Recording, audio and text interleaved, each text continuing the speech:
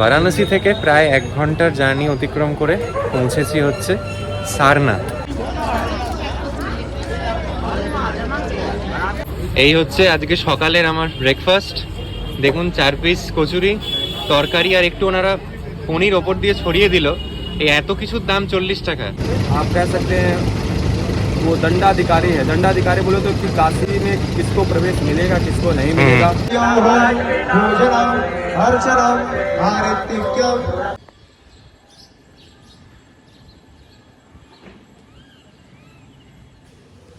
আর এই প্রতিটা ফ্লোরের ডেকরটা খুব সুন্দর, কিন্তু কমন এরিয়াটার খুব সুন্দর অ্যাস্থেটিক্যালি সাজানো। দেখুন এত সুন্দর, এখানটা বুঝতে পারেন এটা মিনি লাইব্রেরির মতো আছে। এখানে বসার জায়গা, দোলনা, সব মিলিয়ে এত ভালো পজিটিভ একটা ভাইব এই জায়গাটার, দারুণ লাগছে। কিন্তু হচ্ছে কিন্তু আমাদের হস্টেলের বাইরেটা, মানে এতই চোরাগুলি কারোর খুঁজে পাওয়া কিন্তু খুব মুশকিল। তবে দেখুন বাইরেটাও খুব সুন্দর করে সাজানো। আর এখন বাইরে কিন্তু ভালো ঠান্ডা, মানে আমি ডিসেম্বরের আজকে 22 তারিখ বেনারসে সকালে মিনিমাম টেম্পারেচার পেলাম 9 ডিগ্রি সেলসিয়াস। তবে এটা মজার ব্যাপার হচ্ছে সকালে কিন্তু এটা বেড়ে 23 থেকে 24 ডিগ্রি হয়ে যাচ্ছে। একদম সকাল সকাল বেরিয়ে পড়েছি হচ্ছে কাশী বিশ্বনাথ টেম্পল দর্শন করতে। এটাতেই কিন্তু একটা লাইন পড়ে এবং কাল ভৈরবের মন্দিরটাতেও লাইন পড়ে। তো আমাদের যে এখানে হোস্টেল আর কি, সেখান থেকে মন্দিরটা হেঁটে 5 মিনিট আর কি। আর সব থেকে নিয়ারেস্ট গেট আমাদের এখানের হচ্ছে গেট নাম্বার 1। তো আপনারা যেখানে আছেন, যে হোটেল মানে চুজ করেছেন আর কি, সেখান থেকে যে গেটটা কাছে পড়ে সেখানেই যেতে পারেন। ব্যাপারটা একই, যে গেট দিয়েই ঢুকুন ইভেনচুয়ালি আপনাকে সেই একই জায়গায় ট্রান্সফার করবে। এবং যেটা ব্যাপার হচ্ছে এখানে কোনো রকম ইলেকট্রনিক গ্যাজেটস কিন্তু ভিতরে অ্যালাউড নয়। তো আপনাদের ন্যাচারালি সব জিনিস বাইরে যেখান থেকে পুজোর নেবেন আর কি, পুজোর সামগ্রী, সেখানে জমা দিয়ে যেতে হবে। যদি পুজো নাও নেন তাহলেও কোনো লকারের ব্যবস্থা করতে হবে বা খালি হাতে ঢুকতে হবে। যেটুকু শুনলাম শুধু পার্সটুকু অ্যালাউড, বাকি কিন্তু কিছু অ্যালাউড নেই। বেনারসের কিন্তু ধীরে ধীরে ঘুম ভাঙছে, দুদিকে সবজির বাজার বসেছে। একটু পর থেকেই যখন এই সমস্ত দোকান খুলে যাবে, এখানে হাঁটার দায় হয়ে যায়। এখন তাও সকালবেলা বলে বেশ কিছুটা খালি আছে দেখতে পাচ্ছি। তবে হ্যাঁ, দেখুন আস্তে আস্তে কিন্তু সকাল হচ্ছে শহরে। এখানে ওই পুরীরই মতো প্রতিটা দোকানের কালার এবং যেটা তাদের প্ল্যাকার্ড আর কি, শো বোর্ড, সেটার কালারটা একই। মানে একটা গেরুয়া গেরুয়া রঙের ওপর বিল্ডিংয়ের কালারগুলো, আর নিচটা হচ্ছে লাল কালারের হোর্ডিং। আমাকে এগিয়ে যেতে হবে পুজো দিতে। আর এরকমই দেখুন ঢোকার মুখে পূজার সামগ্রী, মিষ্টি এবং লকারের জন্য প্রচুর দোকানপালা আছে। ফ্রি অফ কস্ট রাখতে পারেন আপনারা, পুজো কিনলে কোনো আলাদা টাকা লাগবে না। আমরা এই গলি দিয়ে যাব আর এখান থেকে ফিরবো। তো যেহেতু মোবাইল অ্যালাউড নয়, আমার তো দেখানোর উপায় নেই, তাই আপাতত ব্লগটাকে এখানেই শেষ করছি। মন্দিরে পুজো দেওয়া শেষ, ভেতরে কি অভিজ্ঞতা হলো একটু বলে দিই। এখান থেকে এই যে গলিটা দেখছেন, এখান থেকে এই মিনিট 5 হেঁটে আমরা গেছিলাম। তো যাওয়ার পরে মন্দিরের একদম মূল ফটকে প্রবেশ করলাম। ভিতরটা এত সুন্দর করে মেনটেন, মার্বেলের ফ্লোরিং দারুণভাবে সাজানো, প্রতিটা স্টেপে চেক হচ্ছে কিন্তু। তাই কিছু যে জিনিস ক্যারি করা অ্যালাউড নয় সেটা নিয়ে যাওয়ার চেষ্টাও করবেন না। তো ভিতরে খুব সুষ্ঠুভাবে পুজো দিয়েছি। ওভারঅল প্রসেসটায় মাত্র 10 মিনিট লাগলো। আপনারা আপনাদের দরকারি পূজার সামগ্রী দোকানগুলো থেকেই কিনে নিতে পারেন, লকারে রেখে যাবেন জিনিস, ফেরার পথে আবার নিয়ে নেবেন। আমরা সিংহদ্বার থেকে ঢুকেছিলাম এবং আমার মনে হয় এখান থেকে লাইনটা একটু কম্পারেটিভলি কম পড়ে। এবার যেদিনকে রাশ বেশি থাকে সেদিন যদি আপনারা চান যে মানে স্পেশাল দর্শন করতে, তারও আলাদা টিকিট হয়। তবে আজকে আমাদের কিচ্ছু লাগেনি।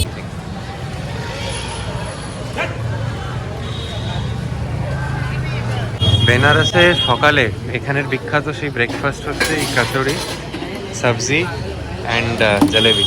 And she is Mamata. We met at the hostel and like we are travelling together now. এখানে প্রচুর দোকান আছে। সব থেকে বিখ্যাত যেটা রাম ভান্ডার, সেটা এখন বন্ধ যদিও, তাই না? This is for 40, right? Okay, so they will give 4 kachori, sabzi and jalebi. এই হচ্ছে আজকে সকালের আমার ব্রেকফাস্ট। দেখুন 4 পিস কচুরি, তরকারি আর একটু ওনারা পনির ওপর দিয়ে ছড়িয়ে দিল। এই এত কিছুর দাম 40 টাকা। এই সব কিছুর কস্টলির বাজারে যে এত সস্তায় এত ভালো ব্রেকফাস্ট হয়। আমরা জিলিপি আলাদা করে নেব গরম গরম। বেনারসে এলে কিন্তু এই জিনিসটা ট্রাই করবেন, এটা বিখ্যাত। রাম ভান্ডার এখন কয়েকদিনের জন্য বন্ধ, তাই সেখানে মানে টাকা দিয়ে খরচ করে রিক্সা করে এসেও আমরা খেতে পারলাম না, বাট একই জিনিস আর কি। খেয়ে দেখা যাক কেমন। এই যে জিলিপির প্লেট দেখছেন, ক পিস আছে? 1 2 3 4, এটা কিন্তু 20 টাকা, মানে এই কাচৌরি সবজি আর জিলিপি দিয়ে এই গোটা প্লেটটা ইটস ফর 60 রুপিস। আর আরেকটা বিখ্যাত জিনিস এরপর আপনাদের দেখাবো, সেটা হচ্ছে বানারসের উইন্টার স্পেশাল মালাইও, কেসার দিয়ে বানানো, কেসার আর দুধ দিয়ে। তো এটাও এরপরে ট্রাই করব। এটা কিন্তু এখানে আরেকটা আইকনিক ডিশ, এটা হচ্ছে বারাণসীর আরেকটা আইকনিক ডিশ মালাইও, যেটা দেখতে পাচ্ছেন ওপরে একটা লেয়ার আছে কেসারের এবং এটার ভিতরটা ক্রিমি টাইপের। এটা কিন্তু উইন্টার স্পেশাল আর কি, ওনারা খুব যত্ন করে বানান। এবং সকালে আপনাদের রোড সাইডে অনেক এরম ভেন্ডার্স চোখে পড়বে যারা বিক্রি করে, খুব ভালো খেতে শুনেছি, একবার খেয়ে দেখা যায়। এই কচুরি জিলিপি কিন্তু ফাটাফাটি ছিল, মানে 60 টাকায় এত সামচুয়াস ব্রেকফাস্ট ভাবাই যায় না। হ্যালো এভরিবডি, আমরা এখন বেরিয়ে পড়েছি হচ্ছে একটা প্রাইভেট বোট নিয়ে এই বেনারসের ঘাটগুলোকে ঘুরে দেখতে। আপনারা যারা সন্ধ্যা আরতির সময় এরকম বোট রাইড নেন তাদেরও এই একই फीचर अवेलेबल। तो मैं इन भैया से मिला, तो इनका जैसे प्राइवेट बोट है। তো আপনারা যারা দশাশ্বমেধ ঘাট বা এদিকে যে কোনো ঘাটের আশপাশে আছেন এনার সঙ্গে যোগাযোগ করতে পারেন। আমি ওনার নাম্বার নিচে ডেসক্রিপশন বক্সে দিয়ে দেবো। উনি আপনাদের সমস্তটা ঘুরিয়ে দেখাবে এবং কোন ঘাটের কি সিগনিফিকেন্স সেটা কিন্তু জানতে পারবেন। মানে একটা গাইডেড বোট ট্যুরের এক্সপিরিয়েন্স পেতে হলে ওনার সঙ্গে যোগাযোগ করতে পারেন। ওনার অনেকগুলো এরকম বোটস আছে, তো এখানে আপনারা 15 জন 20 জন মিলে যারা আসছেন তারা কিন্তু একসঙ্গে ট্রাভেল করতে পারেন এবং ওনার সঙ্গে গল্প করতে করতে যাওয়ার মতো যেতে পারেন। চলুন, আমরা এখন আছি হচ্ছে রানা মহল ঘাটের কাছে। আমরা দশাশ্বমেধ ঘাট থেকে ওনার নৌকায় উঠেছি এবং আমরা একদম 80 ঘাট অবধি এখান থেকে যাব। ধরুন मोटर बोटे 15 मिनट ही लेता है ना दशाश्वमेध घाट से 80 घाट तक? करीब करीब 25 मिनट लगेगा। मोटर बोट में ही ना? हाँ जी, मोटर बोट से आप 25 मिनट लगेगा। अच्छा, तो ये जो पूरा राइड है it will take us approximately 25 minute, that is what he is saying. तो आप ऐसे जाते जाते ना इनसे मतलब सुन सकते हैं अबाउट वाराणसी। और भैया मैं आपका नंबर नीचे दे दूंगा, जिनको ज़रूरत है वो आपसे बात कर लेंगे। So while we are passing by the ghats, let's hear from him कि what is the significance of all of this palaces surrounding the ghats and some history about Varanasi. अच्छा, हम लोग अभी पास कर रहे हैं 64 घाट से, राइट? तो इसका क्या सिग्निफिकेंस है? काशी में जो है, काशी की सुरक्षा के लिए 64 योगिनियों का मंदिर बनाया गया है। तो जो 64 योगिनियों का एक मंदिर है, इधर ऊपर में सीढ़ियाँ चढ़ के ऊपर गली के अंदर में है।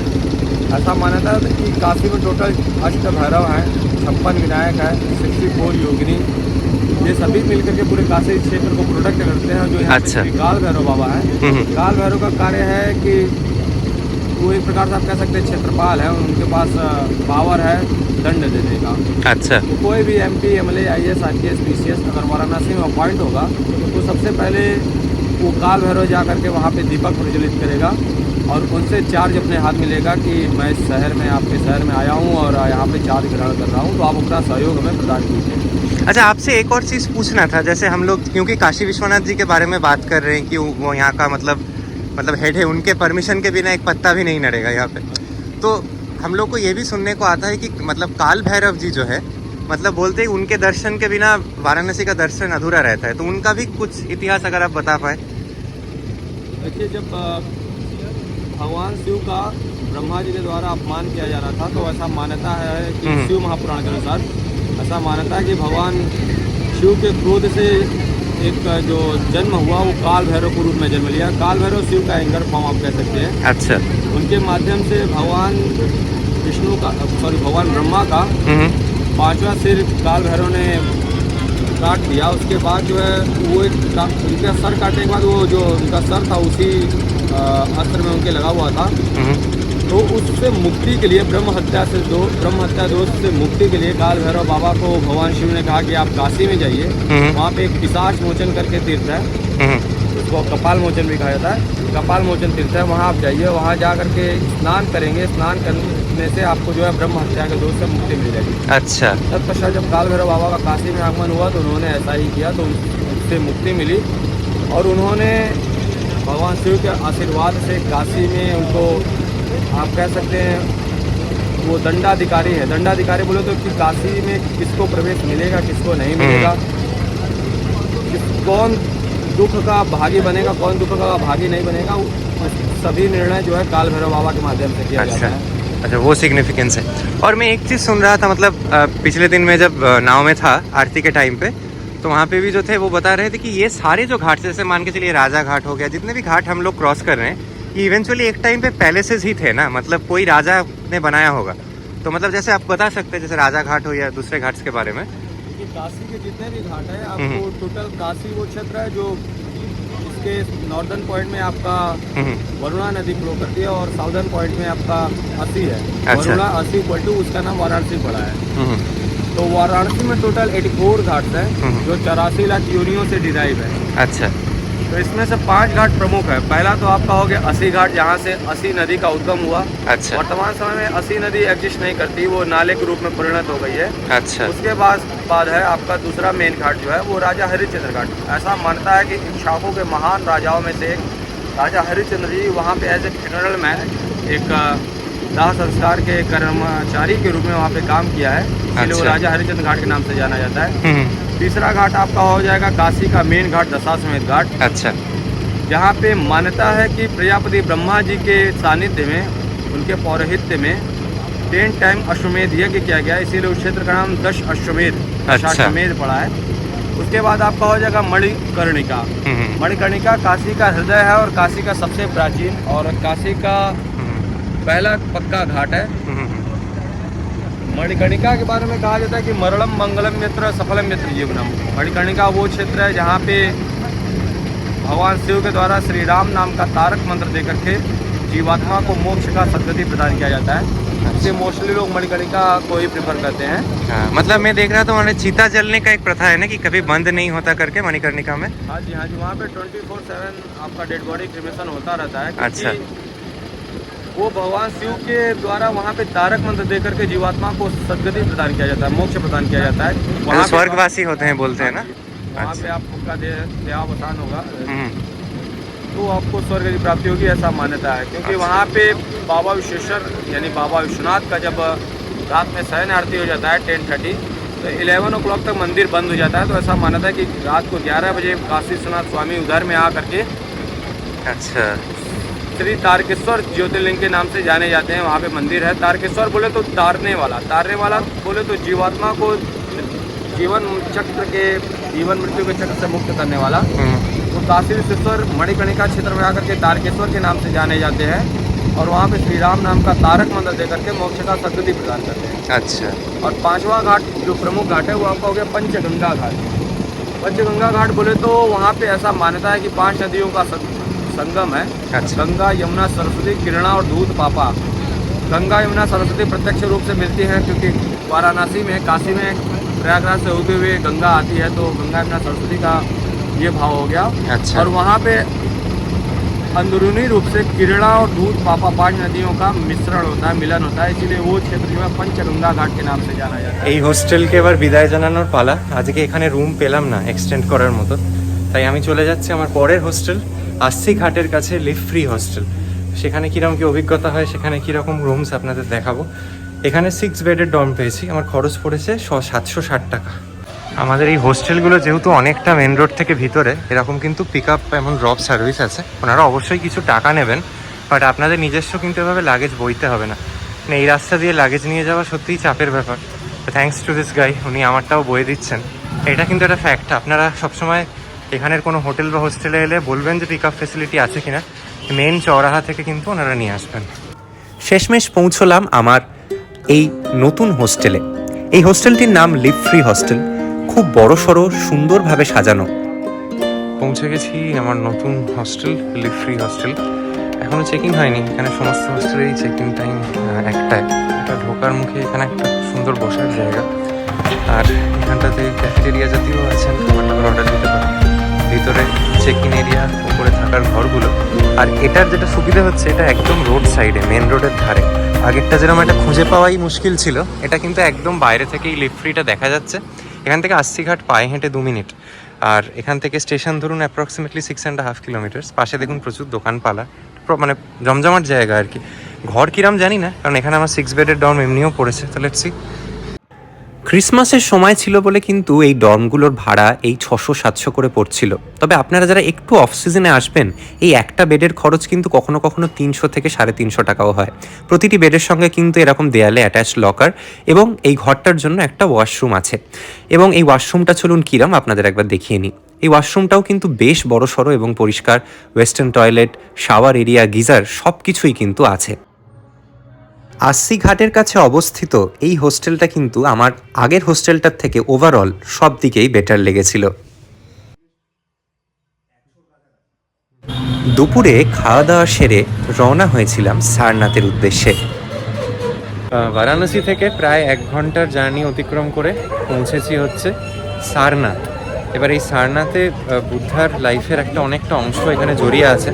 এখানে নতুন প্রচুর এক্সকাভেশনস হচ্ছে, আরও নতুন নতুন জিনিস ডিসকভার হচ্ছে। তো ব্যাপার হচ্ছে যে আমাদের এখানে ঘুরতে প্রায় 1 ঘন্টা সময় লেগে যাবে কম বেশি। তো আমাদের যেটা প্ল্যান হচ্ছে এখানে একজন গাইডকে নিয়ে ঘোরা, যাতে আমরা ঠিক মতো ঘুরতে পারি সমস্ত কিছু, কারণ আমি তো সব কিছু জানি না, সমস্ত কিছুর ব্যাপারে আইডিয়াও নেই। তো ইনি কিন্তু ঘুরিয়ে দেখাবে।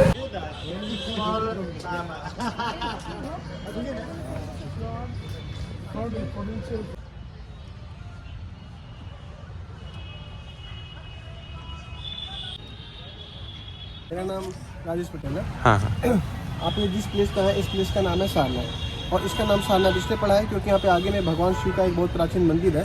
उस मंदिर का नाम है सारंगनाथ। उस अच्छा। मंदिर की स्थापना जगत गुरु शंकराचार्य जी ने की है, और उस मंदिर के नाम पे ही इस जगह का नाम पड़ा है सारनाथ। अच्छा इस सारनाथ का जो प्राचीन नाम है वह है ऋषि पत्तनम। ये पूरा ऋषि पत्तनम जंगल के नाम से प्रसिद्ध था, और भगवान बुद्ध ज्ञान प्राप्ति के बाद इसी जंगल को घूमने के इरादे से आए थे। यहाँ पे चलूंगा तो किसी ऋषि मुनि सन्यासी से मेरा सत्संग भेंट मुलाकात होगा, तो मुझे पता चलेगा मैंने क्या अचीव किया है। अच्छा ये जो सारनाथ है प्रॉपर भगवान बुद्ध के लिए प्रसिद्ध है, और भगवान बुद्ध के लिए इसलिए प्रसिद्ध है कि उनके जो प्रमुख 4 धाम है उसमें एक जगह का द्वितीय स्थान है। फर्स्ट प्लेस है लुम्बिनी नेपाल, जहाँ उनका जन्म हुआ है। सेकंड प्लेस है बोधगया बिहार, जहाँ पे उनको सिद्धि लाभ हुआ है। और थर्ड प्लेस है ये सारनाथ। सिद्धि लाभ के बाद पहला धर्मोपदेश आकर उन्होंने यहाँ पे दिया है, और धर्मोप्रचार यहाँ से स्टार्ट किया है। चौथा हमारे यूपी में पड़ता है कुशीनगर, गोरखपुर से लगा हुआ डिस्ट्रिक्ट है कुशीनगर, जहाँ पे भगवान बुद्ध ने महापरिनिर्वाण लिया था, यानी कि अपना देह त्याग किया था। अच्छा आज से लगभग 2600 साल पहले 563 बीसी में लुम्बिनी में उनका बर्थ हुआ था, और 80 ईयर्स की अवस्था यानी 483 बीसी में उन्होंने कुशीनगर में महापरिनिर्वाण लिया था। ऊपर वाली इसको बोलते हैं ध्यान मुद्रा, ऐसे बैठकर उन्होंने बोध गया में तपस्या की थी। ये बीच वाली जो है इसको बोलते हैं आशीर्वाद मुद्रा। एक डाकू था अंगुली में, जो लोगों को मार के उन्हीं की अंगुलियाँ काट कर उसका माला बना के पहनता था। तो भगवान बुद्ध ने उसे दीक्षा दी, उसने अहिंसा का रास्ता अपना लिया, तो भगवान ने उसे अभय रहने का वरदान दिया। ये ओरिजिनल प्लेस पड़ता है हमारे यूपी में, डिस्ट्रिक्ट है Shravasti. Side by side statue लगी है, इसको बोलते हैं धर्म चक्र परिवर्तन मुद्रा, यानी कि टीचिंग पोल। इसी पोर्शन में पद्मासन लगा के ऐसे ही भगवान बुद्ध ने हमारे सारनाथ में फर्स्ट पीस किया था। अच्छा और लोकेट दिस साइड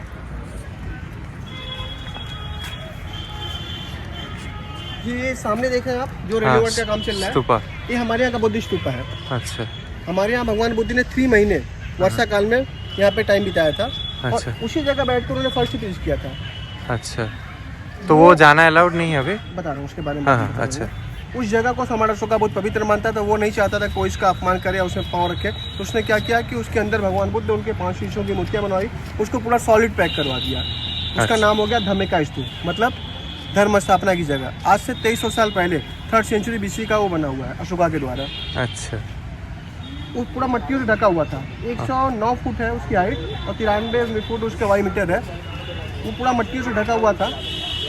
उसकी खोज लॉर्ड कलिंगम ने, जो एसआई का फर्स्ट आर्कियोलॉजिस्ट पुरातत्वविद था, उसने उसकी खोज की है। मानते हैं, पूजा पाठ करते हैं, बट बौद्ध धर्म में इसे बोधिबिस्ट कहते हैं, क्योंकि भगवान बुद्ध को बौद्ध गया बिहार में जिस ट्री के नीचे एनलाइटमेंट हुआ था वो ट्री पीपल ट्री थी। अच्छा तो ओरिजिनल पेड़ तो बौद्ध गया बिहार में था। वहाँ से एक ब्रांच कलम करके बौद्ध गया बिहार से सम्राट अशोका के टाइम कॉल में उनके सन एंड डॉटर महेंद्र संगमित्रा जब श्रीलंका गए धर्म प्रचार के लिए, तो एक पेड़ की ब्रांच लेकर उन्होंने श्रीलंका में लगाई। अच्छा श्रीलंका में जो बुद्ध का मंदिर बना है उसको बोलते हैं टी टेम्पल, कैंडी में है, क्योंकि वहाँ पे भगवान बुद्ध के वजन दांत रखे हैं। अच्छा बाद में क्या, वो जो बौद्ध गया का ट्री है वो डिस्ट्रॉय हो गया, अच्छा तो दोबारा श्रीलंका से ही पेड़ की ब्रांचेस मंगा के वहाँ पे बुद्ध गया में लगाया गया है। और श्रीलंका से ही पेड़ की ब्रांचेस मंगा के उनके 4 धामों में लगाया गया। उसी में से ये भी एक ब्रांच है जिसको थाईलैंड किंग ने 1964 में अपने हाथों से यहाँ पे लगाया है। थाईलैंड किंग रामाटेन द्वारा ही बनवाया गया है। अच्छा मंदिर का जो आर्किटेक्चर है, डिजाइन, ऐसे पैगोडा बोलते हैं। पगोडा हाँ। और मंदिर के भीतर जो भगवान बुद्ध की मेन प्रतिमा लगाई गई है वो एक ही पत्थर में तराश के बनाई गई, जो कि बलुई पत्थर है, यानी single stone and sand stone की मूर्ति है। आशीर्वाद मुद्रा में, ब्लेसिंग पोज में।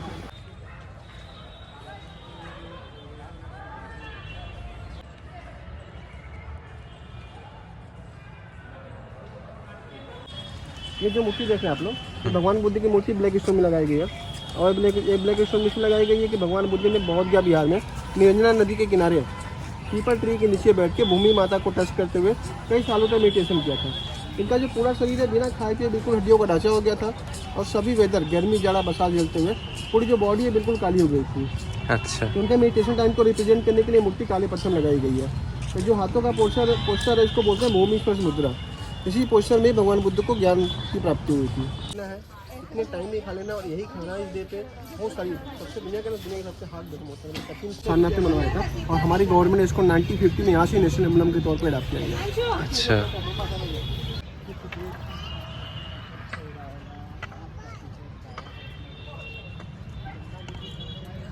সারনাথের মন্দিরটা ফ্রি অফ কস্ট, কোনো আলাদা চার্জ লাগে না। তবে যারা আপনারা এখানে এই archaeological survey of India maintain সেকশনটায় আসছেন, টোটাল 25 টাকার টিকিট কাটলে কিন্তু এই যে আমার পিছনে এক্সকাভেশন করে পাওয়া যে এরিয়াটা সেগুলো প্লাস একটা মিউজিয়াম করে কিছু আর্টিফ্যাক্টস রাখা আছে সেগুলো একসঙ্গেই দেখে নিতে পারেন। ভালো, বেশ সুন্দর পরিবেশটা, পিসফুল পরিবেশ। এখানে কিন্তু আসার জন্য আপনাদের 5টার আগে পৌঁছতে হবে। লাস্ট টিকিট 4:45, তার আগে কিন্তু আপনাদের ঘুরে বেরিয়ে যেতে হবে।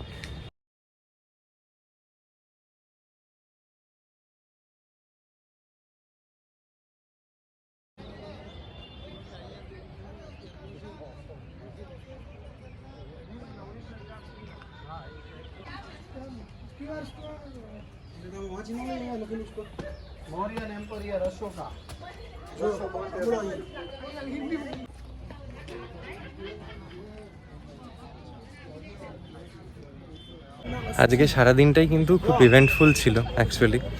Starting from the food walk, Benaras special breakfast, আবার একটা নতুন হোস্টেলে চেক ইন করা, সব কিছুই একটু একটু করে দেখানোর চেষ্টা করলাম। এই হোস্টেলটা বিকেলে যে কী অপূর্ব লাগছে সেটা ভাষায় বলে বলা যাবে না। এখানে দেখুন, এটা হচ্ছে মোটামুটি রিসেপশন চেক ইন এরিয়া, আর এই জায়গাটা হচ্ছে একটা জেনারেল সিটিং এরিয়া মতো, খাবার দাবার জায়গা, বসার জায়গা, ফাটাফাটিভাবে সাজানো, কিন্তু দারুণ সুন্দর। অনেকটা এখানে এসে না আমার ভিলেজ রিসোর্টের ডেকোরেশনটার কথা মনে পড়ছে। অনেকটা বড় জায়গা, আর এইদিকে এই ফার্স্ট ফ্লোর সেকেন্ড ফ্লোর মিলে প্রচুর ঘর আছে। চলুন একবার আপনাদের ভিতরটাও দেখিয়ে দিই। আমাদের ডর্মটায় ঢোকার আগে এই একটা বিশাল কমন স্পেস। এখানে যদিও কোনো বসার বা সোফার জায়গা নেই, which is a weird part, but কতটা জায়গা দেখুন। মানে কোনো হোটেলেও এত জায়গা তো থাকে না। এই যে মানে হোস্টেলটা, এটা কিন্তু অনেক বেশি স্পেসিয়াস। আর সামনে দেখুন একটা কত বড় বারান্দা ঘরগুলোর মাঝে। এখানে একটা কমন ওয়াশরুম আছে, বেসিন জায়গা আছে, এইখানটার একটা চিল করার জায়গা, খাবার দাবার খেতে পারেন, বসে থাকতে পারেন।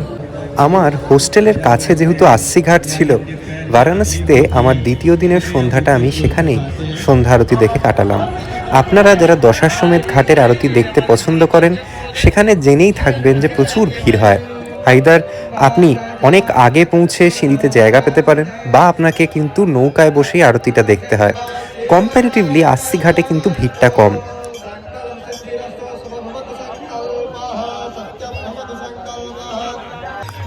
আপনারা যে সময় বারাণসী যান না কেন, আমার সাজেশন থাকবে যে আস্সি ঘাটের আরতিটা কিন্তু একদিন দেখতে আসবেন।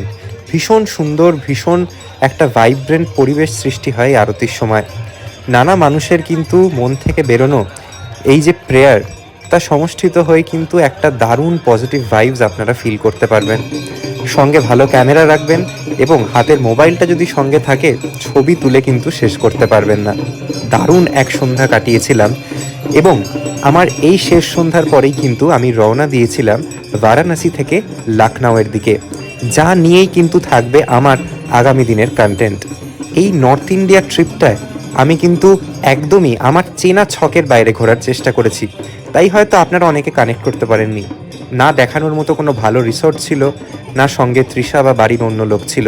তবে বিশ্বাস করুন, মন থেকে খেটে কিন্তু এই ভিডিওগুলো বানিয়েছিলাম। যদি আপনারা একটু সময় বার করে এই ভিডিওগুলো দেখেন, তাহলে কিন্তু ভবিষ্যতের দিনে এরকম আরও অনেক সোলো ট্রিপ করার সাহস পাবো। কারণ সমস্ত ট্রিপ বা সমস্ত সিচুয়েশনে কিন্তু ফ্যামিলিকে সাথে পাওয়া এখন সত্যিই মুশকিল, কনসিডারিং আমায় প্রত্যেকটা মাসেই বাইরে বেরোতে হয়। যাই হোক, আর কথা বাড়াবো না, আপনারা আরতিটা ভালো করে এনজয় করুন এবং এই বলেই কিন্তু আজকের এই ভিডিওটাকে শেষ করছি।